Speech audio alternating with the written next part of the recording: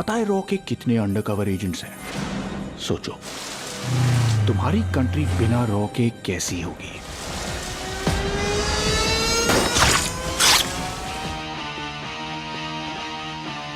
पाँच साल पहले मेरी बीवी मर गई थी।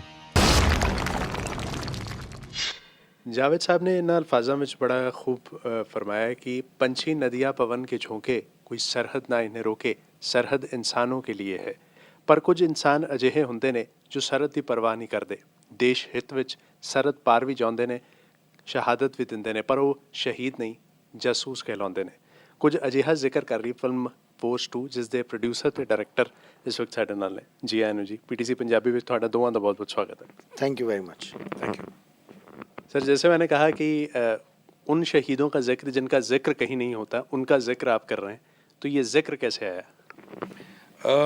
ये कुछ 1-1.5 साल पहले हमने जब डिसाइड किया था कि ये फ़िल्म हम एक साथ करेंगे, तब हम स्क्रिप्ट के ऊपर काम कर रहे थे। तब हम जब रिसर्च कर रहे थे कि क्या हो सकता है कि फोर्स 1 एक एक तरीके से शूट हुई थी, नारकोटिक्स डिपार्टमेंट पे थी, फोर्स 2 में हम क्या करें और किस सब्जेक्ट पर काम करें। तो तब जाके रिसर्च करते समय हम कुछ ऐसे कहानियाँ हमारे हाथ लगीं जो बहुत ही डिस्टर्बिंग थी, और तब हमें एहसास हुआ कि यार ये तो बहुत ज़रूरी है लोगों के सामने ये लाना, लोगों को इस पर विचार करने के लिए मजबूर करना, ये बहुत ज़रूरी है। यू आर नॉट अ रॉ ऑफिसर, और ऐसे मिशन के लिए तुम ट्रेंड भी नहीं हो। जो ट्रेन थे वो क्या जिंदा है? इन्होंने तो जिक्र का बता दिया, लेकिन ये जिक्र आप तक पहुंचा है या आपने इस जिक्र तक पहुंचने की जहमत उठाई थी?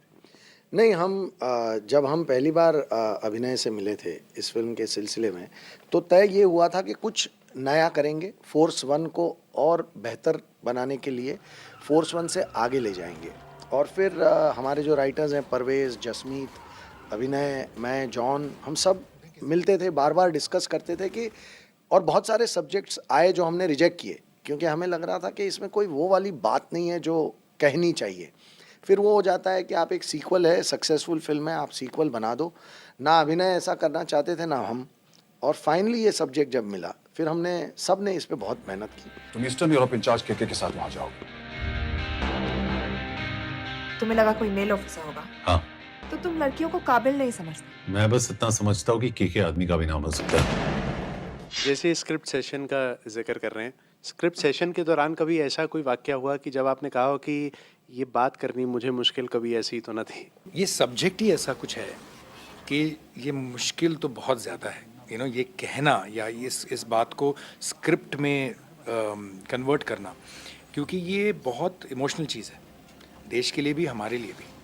और जब भी एक इमोशन ऐसा होता है जो देशभक्ति का हो, और उसके अंदर एक थोड़ा और कॉम्प्लिकेशन आ जाता है, क्योंकि ये हम जासूसों की बात कर रहे हैं, तो एक तरीके से तो ये है कि देश का वो प्रोटोकॉल, एक सिस्टम होती है, एक सिस्टम में वो लिखा जाता है कि अगर कोई रॉ से जुड़ा हो और वो कहीं बाहर पकड़ा जाए तो उसे डिज़ोन करना, ये तो ऑलमोस्ट माना जाता है कि वो तो ठीक है। लेकिन तो फिर हम उसे किस तरीके से नेगेटिवली दिखाया जाए, इस चीज़ को कैसे बताया जाए देश को, नागरिकों को, हम सबको, कि यार ये एक्चुअली शायद लिखा हो कहीं या प्रोटोकॉल हो, लेकिन ये गलत है। डिलिजेंस, होमवर्क, प्रेपरेशन, ये रॉ के काम करने का तरीका है। तुम अपने तरीके से काम करो, मैं अपने तरीके से करता हूँ। स्पाई के ऊपर हिंदी सिनेमा में फिल्में बनी है। अगर हम सरबजीत की बात करें तो उन्होंने इमोशनल एंगल भी परिवार का उसके ज़रिए दिखाने की कोशिश की, लेकिन इस फिल्म के अंदर कुछ एक ऐसी बारीकियां भी है उनकी ज़िंदगी से जुड़ी हुई कि किस तरह की ज़िंदगी वो व्यतीत करते हैं और बाद में उनकी ज़िंदगी पर उसका क्या असर होता है, उन बारीकियों के ऊपर कितना रिसर्च वर्क किया गया है? रिसर्च तो काफ़ी किया गया है, और इसके बारे में ज़्यादा कहना तो मेरे ख्याल से हमें थोड़ी बहुत स्क्रिप्ट देनी पड़ेगी लोगों को, लेकिन बारीकियां हैं, ज़रूर हैं। अब वो किस मकाम पे फिल्म में आपके सामने आती हैं वो अलग बात है, लेकिन हमने रिसर्च के द्वारा काफ़ी कुछ फाइंड आउट किया था कि एग्जैक्टली होता क्या है और कैसे होता है और क्यों होता है, और वो उसे बेस बनाकर हम आगे बढ़े हैं। आखिरी सवाल कि आपकी गाइडिंग फोर्स जो है आपके जीवन में कौन रहा है? मेरे जीवन में मेरे पिताजी रहे, मैंने कुछ वादे मेरे पिताजी से किए थे फिल्म इंडस्ट्री में आने से पहले, और बहुत मेरे शुरुआती दिनों में ही वो इस दुनिया से चले गए। आज तक मैं उन वादों को बहुत ईमानदारी से निभाने की कोशिश कर रहा हूँ, और वो मेरे लिए सबसे इम्पोर्टेंट था कि मेरे पिताजी मेरे काम को समझें और अप्रिशिएट करें।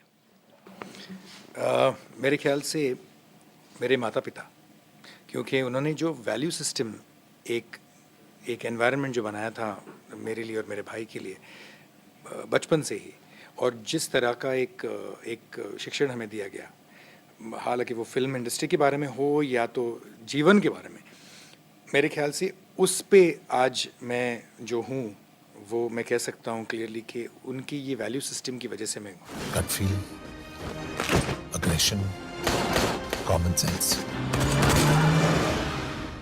ये है मुंबई पुलिस का काम करने का तरीका।